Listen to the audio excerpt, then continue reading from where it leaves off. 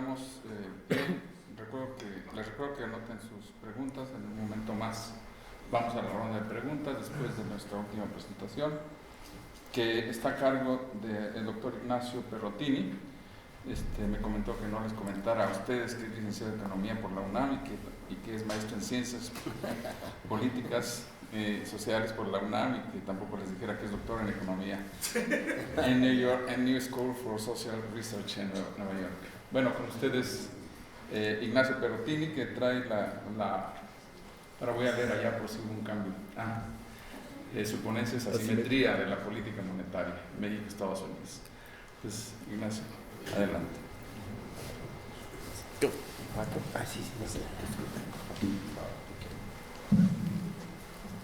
Muchas gracias, Delfino, por no haberme presentado. Y yo agradezco también a Rolando que haya tenido esta magnífica idea de organizar este seminario y de invitarme a colaborar, sobre todo con un panel tan distinguido como mis amigos aquí en la mesa. Bueno, de igual manera que ocurrió con la presentación de Jaime, en mi caso, mis antecesores en el uso de la palabra me van a ahorrar mucho, espero, porque han dicho, creo que todo lo que es importante decir, y yo solamente quisiera concentrarme en un par de cosas quizás que me parece que pueden ayudar a la discusión. Bien, esta es la sinopsis de lo que voy a presentar. Primero, muy rápidamente, una introducción, después también iré muy rápido sobre el modelo canónico del nuevo consenso monetario, y hablaré enseguida de cómo opera este modelo de política monetaria en México y algo también en Estados Unidos. Después comentaré algunas conclusiones. Bueno, la búsqueda de anclas de inflación en la economía es un tema muy antiguo, aunque recientemente está de moda hablar de reglas monetarias por la regla de Taylor, pero esto es muy antiguo. El patrón oro funcionó como una regla, como un ancla monetaria, Bretton Woods a su manera también, pero a principios de fines de los 70, a principios de los 80 tuvo lugar un experimento monetarista fallido para controlar la inflación, y después también se han utilizado tipos de cambio nominal fijo, anclas de inflación, que han fracasado. Así llegamos finalmente hasta la adopción de metas de inflación, y en torno de esto se ha construido un consenso. Blanchard y Galí en 2005 publicaron un trabajo que dicen que la principal virtud, no la única, pero la principal virtud de este modelo de política monetaria es que se puede conseguir lo que ellos llaman la coincidencia divina. Vamos a ir un poco a eso. Bien, en este tránsito hacia la adopción de marcos de política monetaria de metas de inflación, ha habido una extraordinaria expansión, una expansión sideral de las transacciones financieras.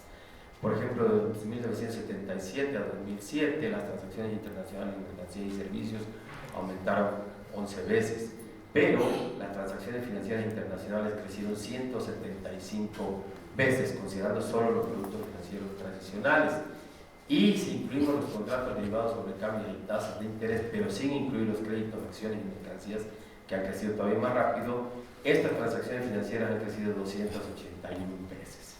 Este fenómeno, es decir, este hecho estilizado en los mercados financieros, va a resultar relevante cuando discutamos un poco más adelante, porque en cierto modo ha acotado, ha condicionado, inducido la conducta de los bancos centrales. De todos modos, vale decir que este nuevo modelo de política monetaria, el nuevo consenso, ¿verdad?, ha sido abrazado por un número cada vez mayor de países. Y hay más de 30 países en América Latina, son los que están ahí, los que han adoptado este marco de política monetaria, de metas de inflación. Esta expansión extraordinaria de los mercados financieros de cara a los modos de ancla de inflación usados antes de adoptar el nuevo consenso plantea un problema triple, es decir, el dilema imposible. Imposible tener simultáneamente política monetaria autónoma, tipo de cambio fijo y libre movimiento de capitales. Se pueden tener solo dos, pero no las tres. Entonces, se dice que de ahí la pertinencia de adoptar el nuevo consenso macroeconómico de política monetaria de metas de inflación, porque resuelve este problema de supuestamente la trilogía imposible. Las principales características del nuevo consenso son, primero, ¿verdad?, en teoría, que ofrece una política monetaria contracíclica. Ya Jaime discutió bien que hay problemas con esta característica del modelo. Segundo, y esta no juega ningún papel la política fiscal.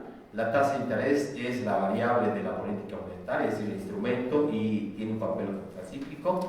El tipo de cambio es flexible, por lo tanto no hay metas intermedias, y además permite obtener la estabilidad de los precios mediante metas de inflación, y obtenemos la coincidencia divina, que consiste en lo siguiente: los bancos centrales que adoptan este marco de política monetaria, ¿verdad?, tienen como estrategia óptima, ¿verdad?, maximizar una función de objetivo, es decir, minimizar una función de pérdida, que es la primera ecuación que está ahí. No voy a aburrirlos mucho con las ecuaciones, además las ecuaciones están por todos lados, así es que podemos ahorrarnos la discusión de estas ecuaciones. Simplemente diré que la primera ecuación es la función de pérdidas que el Banco Central pretende minimizar. Es una función cuadrática, lo cual quiere decir que le da la misma ponderación al Banco Central a las desviaciones del producto observado respecto al producto natural, que es el primer término a la derecha de la igualdad entre paréntesis, y también a la brecha de inflación, que es el segundo término, y la tasa de interés, el tercer término, la variación, es decir, la diferencia de tasa de interés presente y la rezagada, y el tipo de cambio presente observado y el tipo de cambio objetivo. El Banco Central otorga la misma ponderación a las desviaciones por arriba que por abajo de esas brechas. La segunda ecuación es la famosa curva de Phillips del modelo nuevo keynesiano, es una medición de la inflación, y la tercera es la curva IS. Pi es la tasa de inflación, es el tipo de cambio nominal, ¿verdad?, y R es el tipo de cambio, RER es el tipo de cambio real. La idea aquí es que beta mide la versión del Banco Central respecto de la inflación, y como ya decía, da una ponderación simétrica a las desviaciones en esta función de pérdidas. Bueno, el modelo para una economía abierta incluye el tipo de cambio, además de la primera y la segunda ecuación, que es parte del modelo canónico para una economía cerrada, lo que Taylor planteó.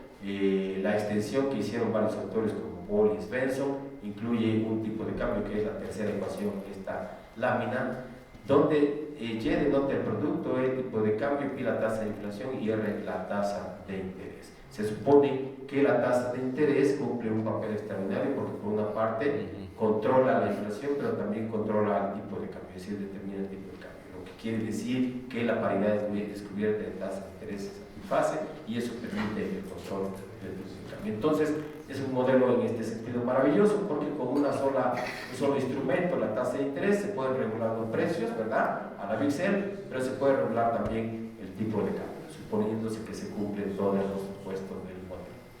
El Banco Central entonces ajusta de esta manera la tasa de interés a una trayectoria suave y estable. Se supone que no hay reversiones en la tasa de interés, por lo menos no abruptas. El tipo de cambio no es relevante en la meta de inflación, aunque aparece en el modelo, en el caso de una economía abierta, ¿verdad?, en función de las brechas de producto se ajusta la tasa de interés. El tipo de cambio, decía, no desempeña ningún papel, sí que es el término que aparece. Perdón. A ver, ¿cómo regreso aquí? Creo que ya me voy para.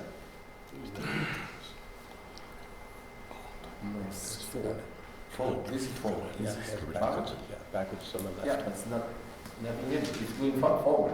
It's still. No. Okay, yeah, there's it. Thank you. Decía, ahí está psi en la primera ecuación, la función de pérdidas. Bueno, no hay diferencia, se supone que psi sea igual a 0 o que sea positivo, porque no representa ninguna ventaja respecto, psi positivo respecto de psi igual a 0. Así es que el tipo de cambio se supone que no desempeña ningún papel. Sin embargo, la evidencia empírica muestra que el tipo de cambio, como como ya bien lo comentaba Jaime, sí ha tenido un papel importante en el mecanismo de transmisión de la política monetaria. Hay varias vías a través de las cuales se transmite este efecto. Uno es el canal directo, el famoso efecto de traspaso de los movimientos de tipo de cambio a los precios. Otro es el canal indirecto, a través del cambio de la relación entre precios internos y precios importados. Otro es el efecto de las hojas de balance. Y finalmente debe tomarse en cuenta que en la actualidad el tipo de cambio no es solamente un precio, es un activo financiero, y en ese sentido es un vehículo de los choques financieros, de los choques en la demanda agregada. El caso de Lehman Brothers ilustra muy bien lo que pasa cuando el tipo de cambio es un activo financiero. Esta gráfica muestra la evolución del tipo de cambio nominal del peso mexicano con datos trimestrales ante dos choques exógenos, uno la crisis argentina y el otro el caso de Lehman Brothers. O sea, el tipo de cambio sí es sensible ante estos choques financieros. Vamos a pasar ahora al tercer punto, que es el modus operandi del nuevo consenso macroeconómico en México y en Estados Unidos. Y aquí quiero destacar lo siguiente. En primer lugar, ¿verdad? Se dice que la tasa de interés es suficiente para controlar la inflación y conseguir la estabilidad de precios, y que el Banco Central en ese sentido puede tener solo un objetivo, un mandato, el de estabilizar los precios, y no tiene que ocuparse de otras cosas. No es el caso de la Reserva Federal, por cierto. Aquí aparece la primera asimetría, ¿verdad? Porque al menos en el papel la Reserva Federal sí tiene un doble mandato, el de la estabilidad de los precios y el del empleo. Esta es una primera asimetría. En segundo lugar, vamos a analizar cómo opera este modelo en el caso de México, cómo el Banco de México estabiliza los precios, y se observará que en el caso de México el tipo de cambio resulta significativo estadísticamente, por lo menos más significativo que respecto a Estados Unidos, y esa es una segunda asimetría importante, ¿verdad? Es decir, México necesita un papel activo del tipo de cambio para estabilizar los precios más que Estados Unidos, y eso nos da una desventaja comparativa importante. De tal suerte que, es cierto, yo estoy de acuerdo con lo que acaba de decir Jaime, de que un factor que explica el estancamiento de la economía mexicana es que existe una política de tipo de cambio asimétrica por parte del Banco de México, pero me parece también que de la misma manera que hay un canal de desarrollo derivado de estos efectos de rentabilidad, hay otros efectos que deben tomarse en cuenta, que pueden ser compensados ciertamente por el canal del desarrollo, pero que no se deben perder de vista. Y el papel del peso fuerte en la estabilidad de los precios es un hecho utilizado, es un dato relevante que tiene que tomarse en consideración. México empezó una transición hacia este modelo de política monetaria después de la crisis de 1994-95, y solo a principios de este siglo, ¿verdad?, entró en vigor de manera plena el régimen de política monetaria de objetivo de inflación, con un objetivo de inflación de un rango de 3 más menos 1%.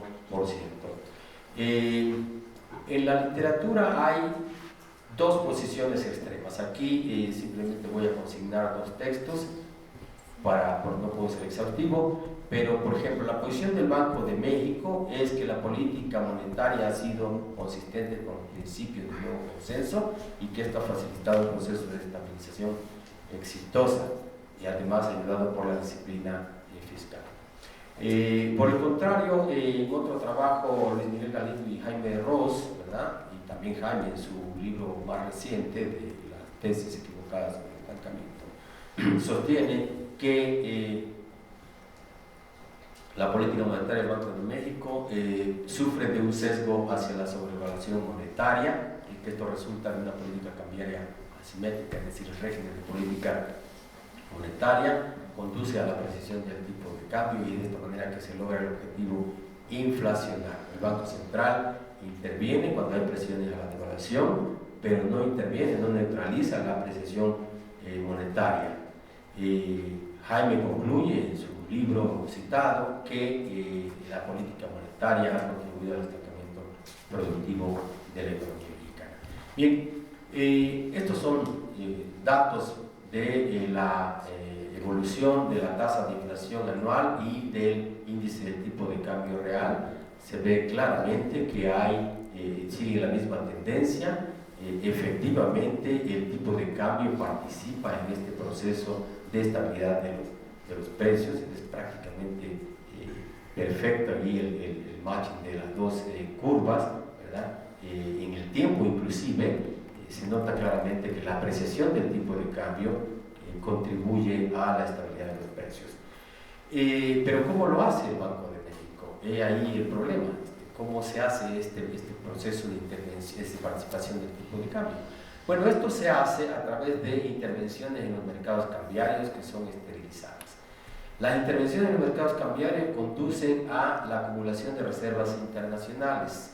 Se ha observado que la acumulación de reservas internacionales es mayor el periodo en que ha estado vigente la política de metas de inflación que en otras etapas. Y este es un hecho utilizado no solo para la economía mexicana, sino también para muchas otras economías, sobre todo las economías emergentes que tienen que practican una política monetaria de metas de inflación. En todos los casos se observa que hay una acendrada acumulación de reservas internacionales.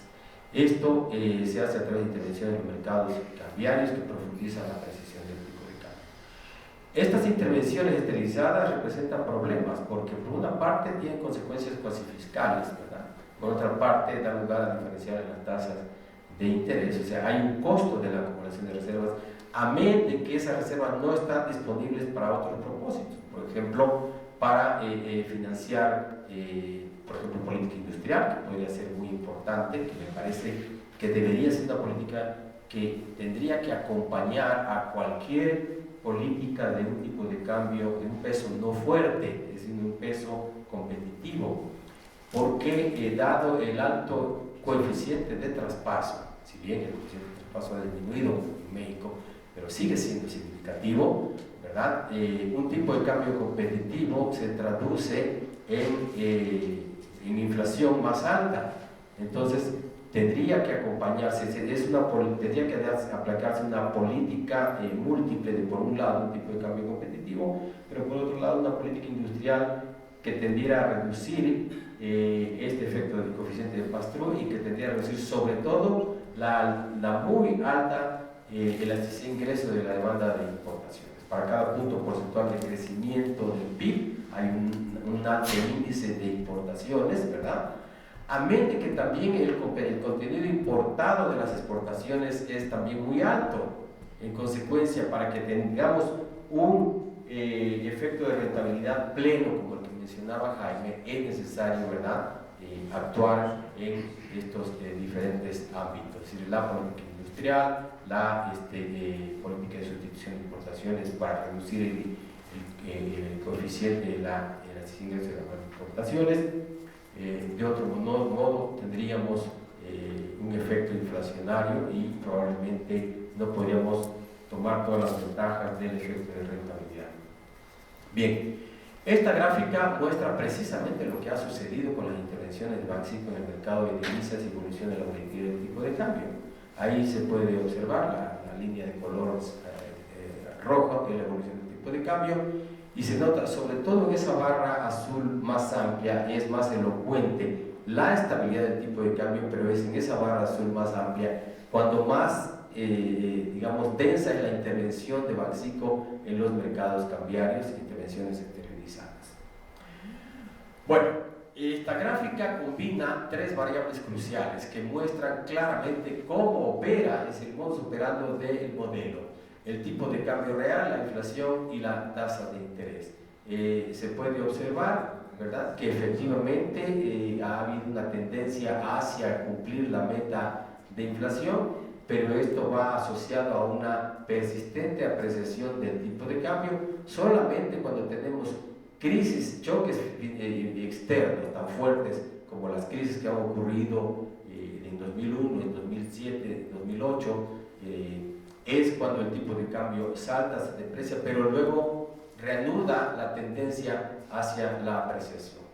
De suerte que se puede observar, ¿verdad? Esto en el trabajo ya, no en esta presentación no lo voy a mostrar, pero en el trabajo están las estimaciones empíricas que documentan con datos que los precios son más sensibles a la evolución del tipo de cambio que a la tasa de interés en el caso de México. Una razón importante es lo que decía Jaime, los dos motivos que dio Jaime. Por un lado, que hay una política cambiaria simétrica, por otro lado, que los mercados financieros están poco desarrollados y por lo tanto la demanda agregada es poco sensible a la tasa de interés. Se puede calcular las intervenciones esterilizadas del Banco de México en los mercados cambiarios con este índice de intervenciones cambiarias, ¿verdad? Que es simplemente la variación en las reservas internacionales dividida entre las propias reservas internacionales más la variación en el tipo de cambio real. Y esto nos da el coeficiente de intervención en los mercados cambiarios. Bueno, esta gráfica a mí me parece que es bellísima porque muestra claramente, como si fuera en un espejo o en un lago cristalino, lo que ocurre con la política monetaria. La línea azul de en medio es la evolución de la base monetaria, la línea de color rojo es la evolución de las reservas internacionales y su recíproco, que es la línea verde, es la evolución del crédito interno. Jaime hablaba de la restricción crediticia que hay en la economía, que influye en la evolución, que influye en la evolución de la inversión. Bien, este es uno de los efectos más importantes de las intervenciones cambiarias, ¿verdad? De la evolución de las reservas internacionales. Se contrae el crédito. Precisamente la esterilización tiene como objetivo mantener estable la evolución de la base monetaria, ¿sí? Pero hay consecuencias de ello. Se consigue la estabilidad de los precios, pero hay estos efectos. Y por lo tanto tenemos desaceleración del crecimiento económico. Aquí tenemos esta gráfica para 3 países. El del centro es México y se observa que antes de que se adoptara el modelo de metas de inflación, la tasa de crecimiento era muy robusta, ¿verdad? Fijo mi atención en la gráfica de en medio, que es para el caso de México. El estudio completo incluye Brasil y Chile. Y esta otra gráfica muestra la desaceleración del crecimiento. Otra vez la gráfica del medio es el caso de México. Se nota que yo no alcanzo a distinguir desde aquí los números, pero ustedes supongo que sí. Verán que la tasa de crecimiento de la economía en el periodo en que ha estado vigente el modelo de metas de inflación ha sido ni siquiera la mitad de la tasa de crecimiento del periodo. Y sin embargo, la tasa de inflación, ¿verdad? No es tan diferente. Es decir, la tasa de inflación del periodo previo a la meta de inflación no es tan diferente respecto de la tasa de inflación que se observa, esta gráfica lo muestra, en el periodo en que ha estado vigente la meta de inflación, para todo el periodo, la tasa promedio de inflación. Bueno, no voy a mostrar aquí las estimaciones. Entonces, los resultados nos dicen que los precios responden con mayor elasticidad a los movimientos en el tipo de cambio que a los cambios en la tasa de interés. Por ejemplo, la depreciación del peso mexicano en 1% eleva la inflación en 0.40% y lo incrementa en la tasa de interés en 1% apenas en 0.16%. Seguimos teniendo un coeficiente de traspaso importante, ¿verdad? Dado que el tipo de cambio es significativo, la insuficiencia de la tasa de interés para controlar la inflación conduce a rechazar la hipótesis de estabilidad de precios que postula el modelo. México no conduce su política monetaria de forma consistente con el canon de ese modelo, sino con base en un índice de condiciones monetarias con ponderaciones distintas, por un lado para la tasa de interés y por otro lado para la tasa de interés. Pero dado que si los precios son más sensibles al tipo de cambio, entonces el tipo de cambio tiene una ponderación más alta en la estrategia de estabilidad del Banco de México. Bien, uno podría imaginarse, esto pasa en el trópico, pero no debería pasar en los países desarrollados. Ahí el modelo debería funcionar a la perfección, ¿verdad? De hecho, Taylor mostró que la Reserva Federal había estado siguiendo una regla de Taylor, sin saberlo, entre 1987 y 1992, 93, y esto dio lugar al famoso artículo de Taylor. Veamos si en Estados Unidos se sigue es decir, si es efectiva también la regla de Taylor pura. En condiciones, digamos, normales, la Reserva Federal responde ante riesgos de recesión comprando títulos de deuda de corto plazo de los bancos.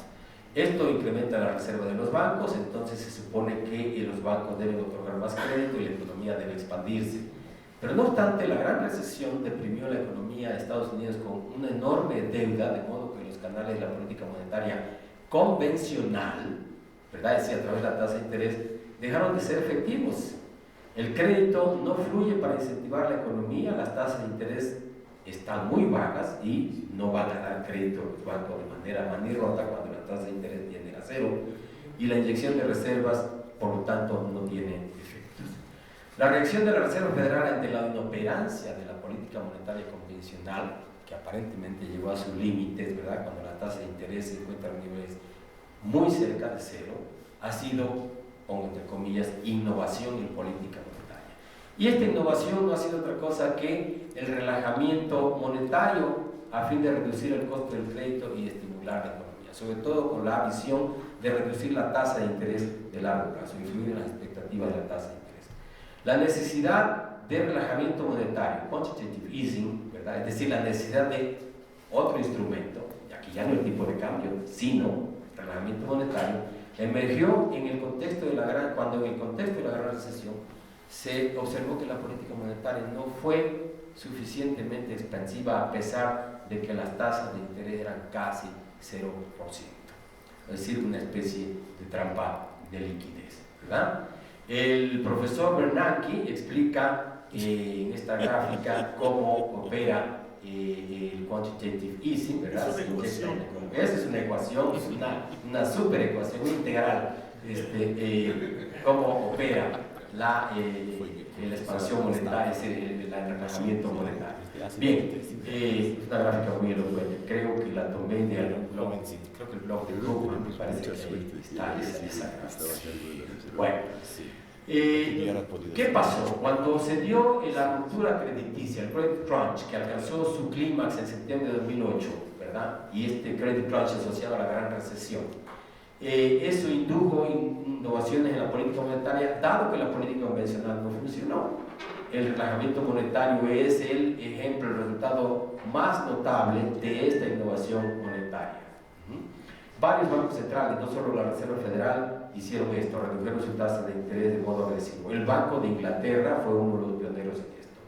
Y se crearon programas para proveer liquidez a los mercados financieros cuando se ampliaron los spreads en el mercado de dinero, sobre todo el spread entre la tasa de interés del mercado interbancario y las que se llaman las tasas de interés seguras, la de overnight interest rate swaps.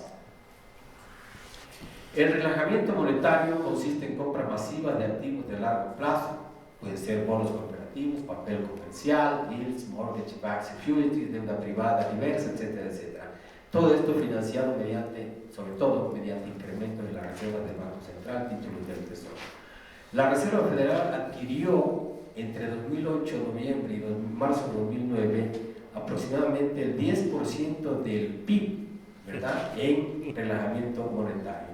El Banco Central Europeo también ha comprado formidables sumas de operaciones de repos de largo plazo. Es decir, esta fue una práctica, una reacción de los principales bancos centrales del mundo ante la crisis financiera. Es decir, en cierto modo se suspendió la supuesta operatividad de la regla anterior.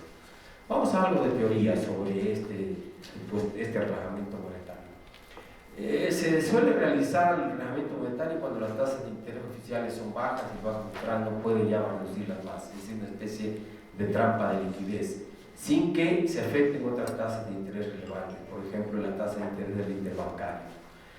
Se supone que el relajamiento monetario tiene varias virtudes, por ejemplo, reduce el riesgo de default, reduce la tasa de interés de largo plazo, incrementa la liquidez, incrementa el bienestar cuando los mercados financieros funcionan mal. La Reserva Federal puso en práctica este programa de compras de activos a gran escala.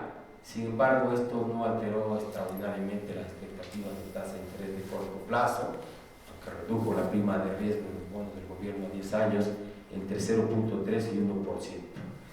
Pero no se puede decir que haya evidencia concluyente del efecto de la reducción de la tasa de interés nominal de largo plazo sobre la actividad económica.